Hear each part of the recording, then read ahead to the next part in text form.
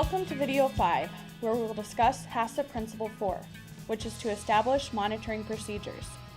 These procedures will assess whether the critical limits have been met and the critical control points are under control.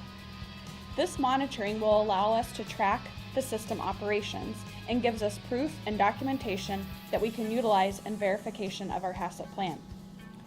Monitoring works best if it is in a continuous or at least on a batch basis. An example would be if we utilize a chart recorder in a smokehouse or an oven. Monitoring equipment must be calibrated. An example of specific monitoring would be if we think back to the cooked meat product.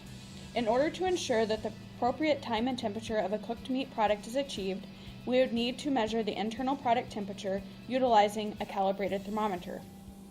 We would also need to ensure that the internal product temperature remained at that certain temperature for the specified amount of time.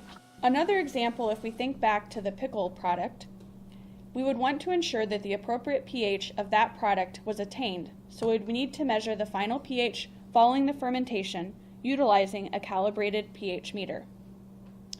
Through monitoring, all records and documents that are associated with the critical control point need to be signed or at least initialed and dated by the person doing the actual monitoring.